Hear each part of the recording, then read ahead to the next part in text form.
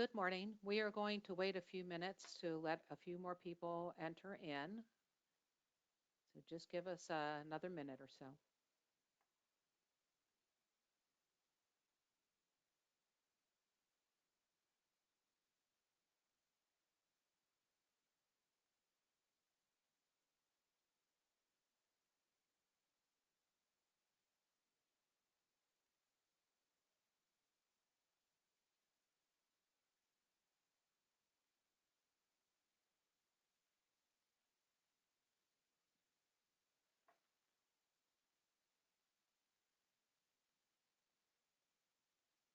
Okay, we'll start now. Welcome, Texas Half sub-recipients. This training will be on fraud prevention. Before we begin, let's go over some housekeeping. All the materials will be posted to Texas Half sub-recipient webpage under the Half training videos. We will have a dedicated Q&A session at the end. You may submit questions through the presentation by using the question box within the GoToWebinar control panel. One more thing, if you logged in using your personal email, please include your name, your email address, and your organization that you're representing, as this is a mandatory training, and we want to make sure we capture your training hours that are required by your contract with us. In today's presentation, we'll cover several key points. We will begin with a few definitions, and we will cover fraud indicators and what some potential red flags are, what all of you should be on the lookout for, and we will discuss several scenarios in who the culprits are. And finally, the last component of this training is how to report fraud to us. In training 1, you learned about the HAF program elements. To recap, this program has 3 elements, and subrecipients can apply for 1, 2, or all 3 of these services. They are the intake centers, housing counseling, and legal services. All of you are considered TDHCA contractors and are held to the same standards regarding requirements to report fraud allegations or fraud, waste, and abuse to us. And at this point, I'm going to turn the webinar over to Lizette Hinojosa, and she will walk you through the training. Lizette?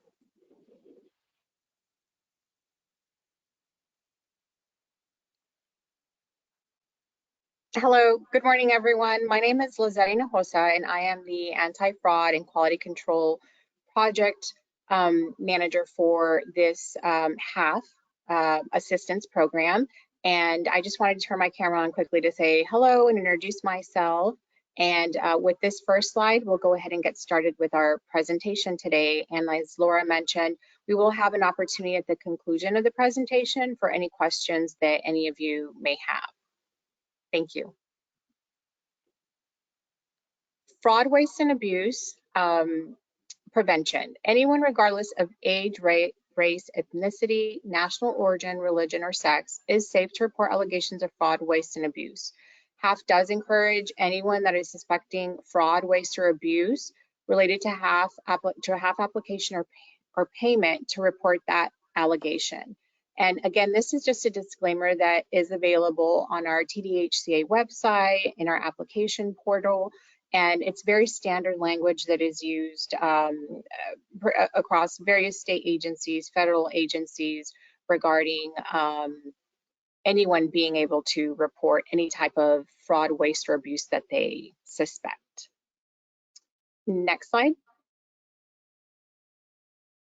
And in this slide, I wanted to introduce the concept of what we refer to as the fraud triangle, and then also start with the basic definition of fraud. And this definition of fraud is from Black's Law Dictionary, again, very standard. And fraud is any activity that relies on deception in order to achieve a gain. Fraud becomes a crime when it is a knowing misrepresentation of the truth or concealment of a material fact to induce another to act to his or her detriment. If you lie in order to deprive a person or organization of their money or property, you are committing fraud. And in our next slide, I think is where we go more into the fraud triangle. But here we see we have a triangle, and we have opportunity, financial pressure, and rationalization. And essentially what we're saying here is that anytime we have fraud, waste, and abuse, that there has to be an opportunity, first of all, to commit that fraud, waste, or abuse.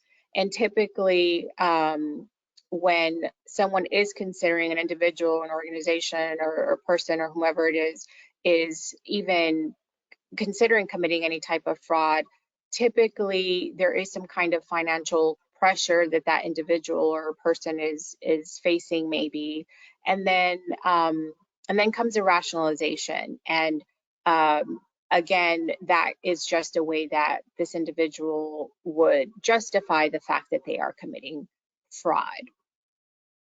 Next slide.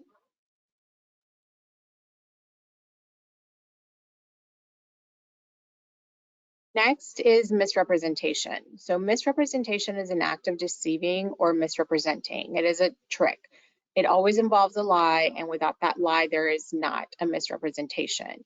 And I did want to offer some examples, and some examples of misrepresentation would be any kind of altered documents, misrepresentation of income or misuse of our attestation form, and another example would be failing to report all occupants of a home.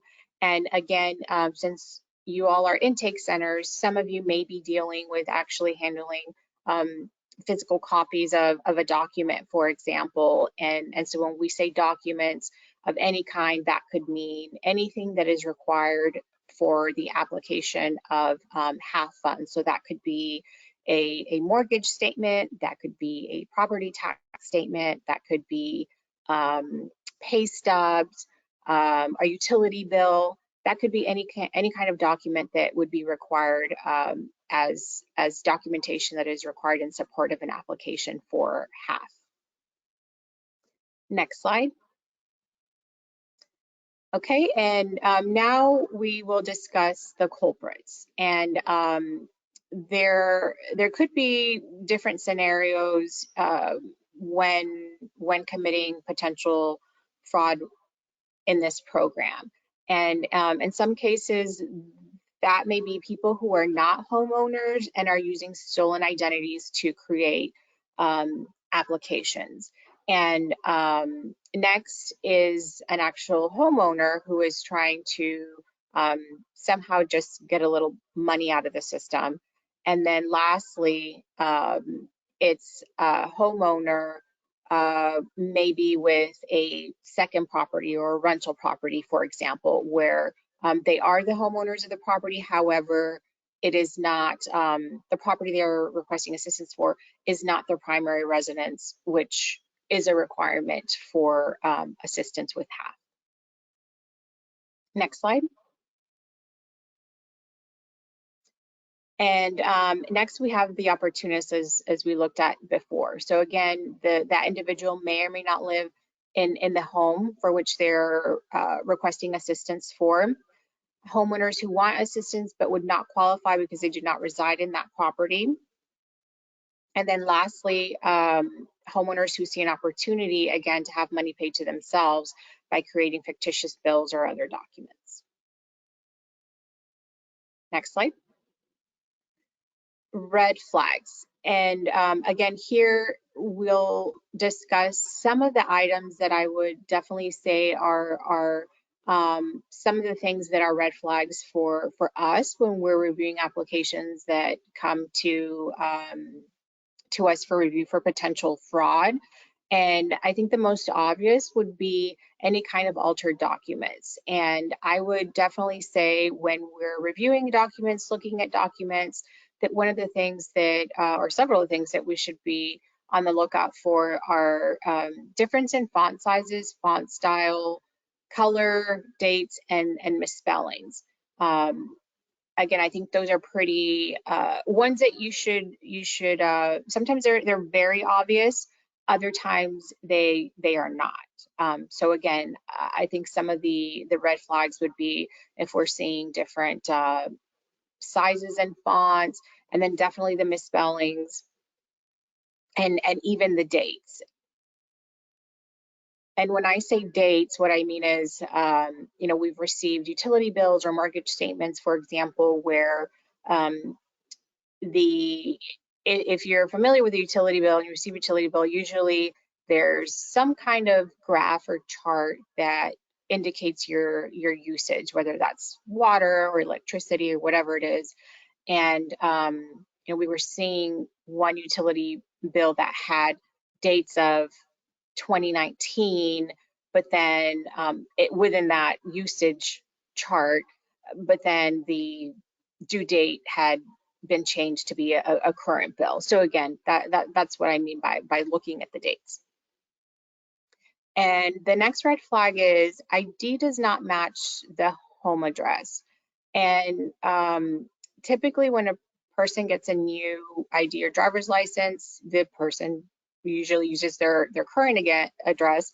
And again, I would just say, just going back to using myself as an example, or even yourself, I think that typically if someone has been in a new home or is at their primary residence, that probably 9 times out of 10, I would say that their identification, whether it's a driver's license or ID card, would match that home address.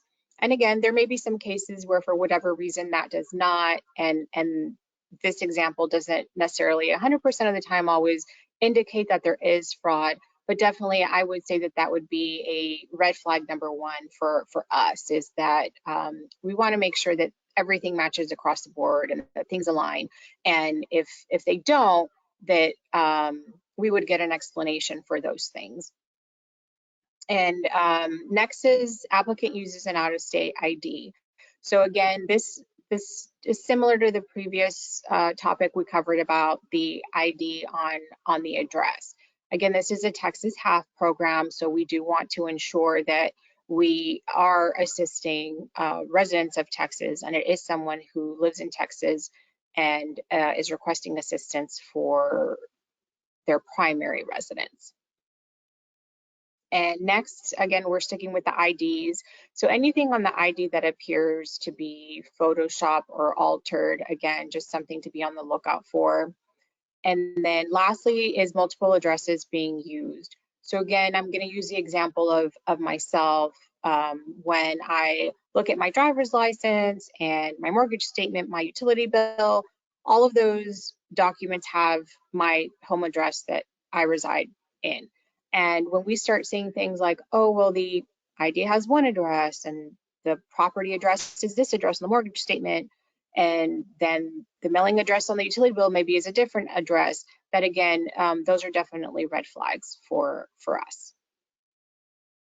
Next slide. Okay, and here's actually one of the examples that we have come across, and not just in one case, but quite a few. And if you look down, this is what I was referring to down earlier when I just mentioned the date. So if you look at the very top of this statement, the statement date is 2/20 and the due date is 3/20. But then if you look at the billing cycle down here, you can clearly see that this is has been a document that has been altered. And then even the totals, here, it just looks suspicious. It looks off, where we previously had an amount due of $1,700 that was received, and then we go back to $61. Again, just red flags. Next slide. And then again, we've been having a discussion about waste, fraud, or abuse, but I did want to say that most applications will not contain any kind of misrepresentation. A lot of the times it is simply just seeking clarification from the homeowner on whatever it is that caught our attention to begin with. And Next is do not assume what you see is real. Evaluate the application for misrepresentation before evaluating for eligibility. And if at first you don't see misrepresentation, don't create it. And again, for all of you that are on the call, we definitely won't be asking any of you to, this is not something that you would be doing. So we wouldn't be saying, okay, intake centers, you're going to deny the application, or you're going to be asking these questions you don't feel comfortable with. Definitely not. If there is something you have a question about, or something that you would like for us to take a look at the end of the presentation, we'll let all of you know what those steps are to take. But this is more, again, for our internal staff and our contractors that do evaluate the applications, where I do sometimes say it's easy to go down a rabbit hole, and I say don't. If it's not there, it's not there, and sometimes it is easy to do that, unfortunately. Next slide. Okay, and then here is a couple of different ways that we do have set up to report fraud. And the first is our hotline, and this number here, this is the same number that the call center number that anyone would call when they have a question about their application or the program or whatever it is.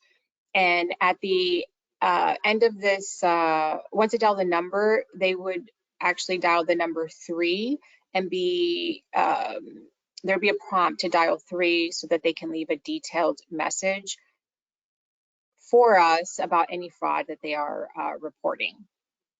Next, you can also submit written allegations to our PO box in Austin.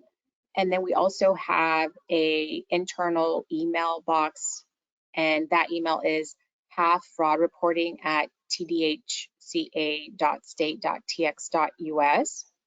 And there's also a link to the state auditor's office for reporting fraud. And then lastly, another link for reporting fraud to directly to the Office of Inspector General.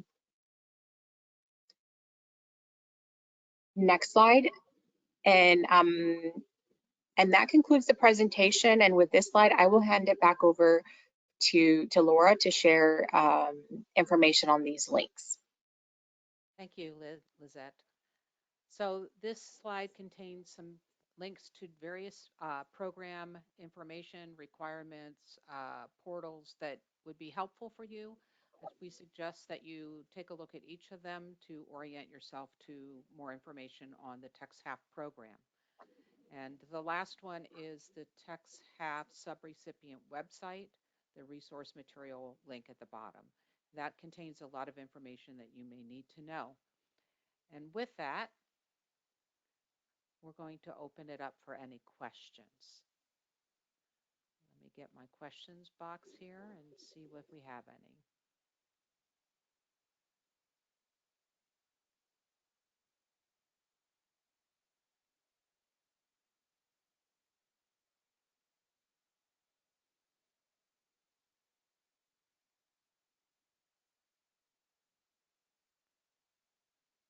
Flip, if you're on the webinar, do you want to take a look as well?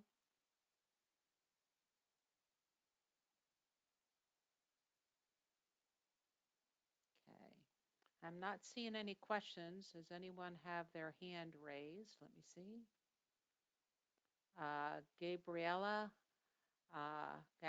Luna, let me see if I can unmute you. If you'd like to ask. Hi, good morning. I do have a question. In regards to eligibility for clients, I have some seniors, and this is going to be very typical, and we're going to come across this. They may not be delinquent on their property taxes because they charged them on a credit card. Same thing for the homeowners insurance policies. Is there any assistance for the seniors?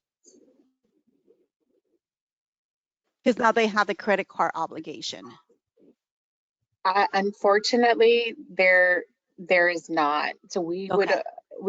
program would only make payments directly to, in the example of the property taxes, for example, would only make payments directly to the county tax assessor, unfortunately. Got it. I kind of figured that, but I thought it was worth Mhm. asking the question. Sure. Yeah, that's a tough one. Yeah. Alonzo Peterson, let me unmute you. It says you're self-muted.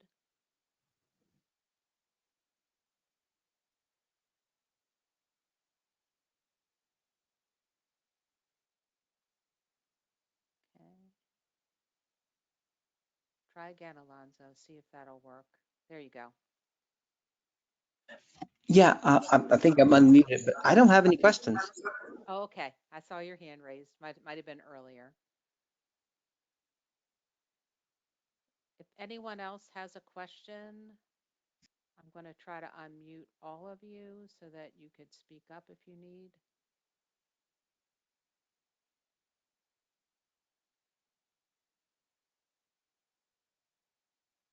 So you may unmute yourself if you have a question to ask.